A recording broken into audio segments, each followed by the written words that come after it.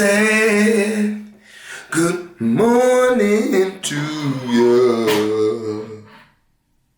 Day number 4. Step on the scale, and the scale be like,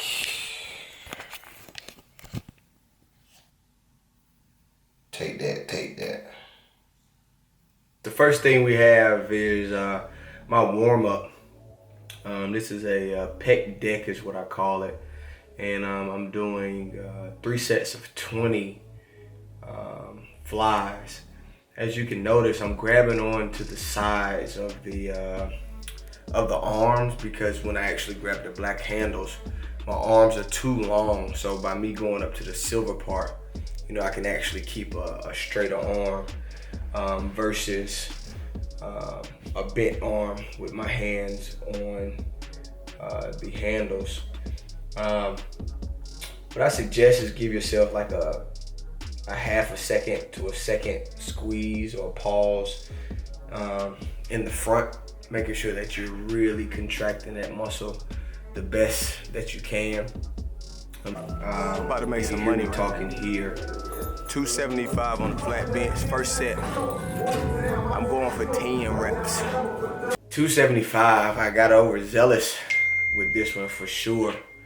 But I made a shape. I made a shape. 275 felt like 275 this morning without a doubt. This is my first working set, which was 5 sets of 10. And she was heavy, like without a doubt, she was heavy. I did a pretty good job at controlling that thing though. You can see at the end my butt came up slightly on that last set. Moving into my second, I was not going to record it, but typically what happens, for me at least, is my second and or third set feels totally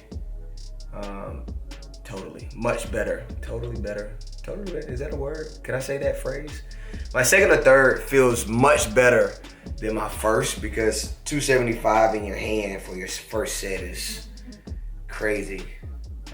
3, 4, 5, 6. Yeah, I started feeling it. 7, 8. See my hips coming up a little bit? I don't like that. That's not good. On that 10th one, I tried to get my hips back down. But she was definitely heavy. She was rough. Rough. I'm not sure if this next one that I'm recording is my 3rd or 4th set. I'm not 100% sure. I think it's my 3rd. I don't know. But I was gonna go down from 275, but I like the idea of feeling heavyweight in my hands. So I kept 275 on to get as many reps as possible. And instead of asking for a spot, what I did was I just got as many reps as possible. After I racked it, look at my hips up again. I hate it. That's why I racked it. We took the 25s off, so 275, and then we put on a 10 and a 5 to make it 255. And I think I got a couple sets, or a couple reps rather, on my own, and I think he had to help me finish it. But by this time, man, I'm completely fatigued. 2. Yeah, he had to help me. 3 and 4. Oh shoot. 5. I had to do 5. I only got 5 at 275. So I did one more set. That was my third set. I did one more set with that same. Next, we have incline bench. This was 4 sets of 10. I started off with 225, and it was heavy. You know, there's no true way to really prepare yourself for 225 pounds for an incline bench. Like, you just got to get under it and do it. I forgot I was recording over here. You just got to do it.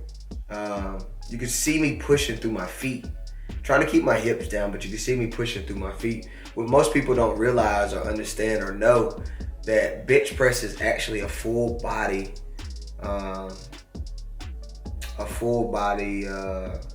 exercise.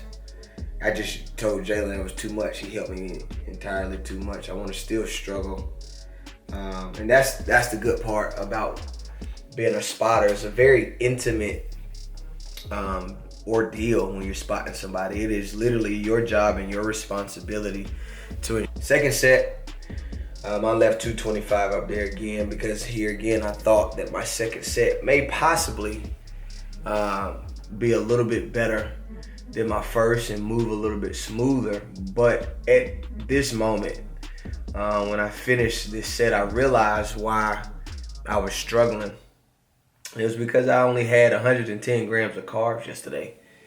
And I woke up this morning, did fasted cardio, and then I jumped into this lift. I did 30 minutes on a stair climber, and then I jumped into this lift. Very heavy. 4, 5. Yeah, my hips are rising. Yeah, man, it was tough. Today was a tough day. I had to put it down. Man, it was rough. But I got back in it and I finished it. But these 2 exercises took me out, man. It was 50 reps, 40 reps, 90 reps within a 10-minute period of 275 and 225, and that thing was brutal. Moving into the next exercise, I had incline dumbbell flies, and I typically don't like to go too terribly heavy doing this exercise because I have 2 torn labrums in both of my shoulders, torn. One happened in football, and one happened in PE. So I have 30 pounds, and I like to get a great stretch at the bottom, and I like to rotate my pinkies in to get a little bit of a extra squeeze. This here was 3 sets of 10, and it felt very, very good. So good, in fact, that I came back with 35-pound dumbbells instead of doing the 30s, and I stayed at 35 to finish out my second and my third set. But adding that squeeze and that rotation in there, right, you can actually squeeze that upper pec a whole lot better versus just keeping it flat here, knuckles together. Bring those pinkies together, and that squeeze is a little bit better. Moving on to the next exercise, we had low to high cables, which is also hitting the upper pec. And a misconception that people have about this exercise, or how people do it wrong, is that they lean their bodies into the actual cables, letting the momentum of their body get the weight up versus standing straight up nice and tall and trying to get a big squeeze at the top. They lean into it, and by them leaning into it, it's allowing their momentum to pull that weight up, and then they don't have to go as high, right? If I'm here standing tall, my arm has further to move, versus if I'm leaning, it doesn't have to go as high. One thing that I like to teach is to outline your chin. So if I'm in a mirror, right, and my arms come up, you want to outline your chin with your knuckles. That ensures that you're getting a good squeeze at the top, and you're getting the best out of every rep that you do. And so we had 3 sets of 10 there. And that third set, I felt good. My pace was a little different. Maybe, I don't know, I hit a different gear. I went Super Saiyan on them. If you notice in my second set, my towel chain just finished with dips, which was 3 sets of 10 also. My weight was medium. I had 245s attached to me. And I have very, very strong triceps. Very strong triceps. So that wasn't terribly hard to knock out those 3 sets of 10. I hope this commentary has been helpful for you guys. I hope you can take away some pointers and apply it to your workouts. Enjoy the rest of the vlog. What's going on, guys? Just finished a crazy workout. That joint was extremely hard. And bye. There you go. It was extremely hard. And Get some good food. Sorry. all right. Let the people know. Get some good food. She keep going over her carbs.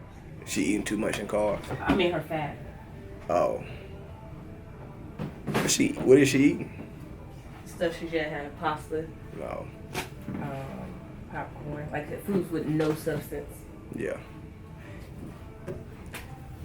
That's a great lead into what I was about to talk about. Anyway. So I struggled in my workout a little bit. And I have a conversation with you, Erica, and I have a conversation with them. I struggled a little bit, and I couldn't figure out why. Like, why I was struggling, but I realized that I only had 110 grams of carbs yesterday. Your hair dirty? My hair is dirty. You got something hanging green. Nah, it came from the towel. I only had 110 grams of carbs yesterday, right? And so this leads into like a myth that you hear. Carbs create your energy? Carbs give you the energy, right? That's what pushes you through, right? So that's why. Myth as in it isn't Because, true? no, myth as it is true. Because people say, oh, I'm gonna take my carbs away to lose weight, right? There's good carbs and bad carbs. Did you see what I said yesterday? Mm-mm. That's what I was talking about. I said I increased carbs, but I think like I've been like. But you more hungry? No, Oh, yeah. not more hungry, but I had the energy like. Yeah. What you eating, like 400 carbs? 406? 406, and I'm hitting it. Yeah.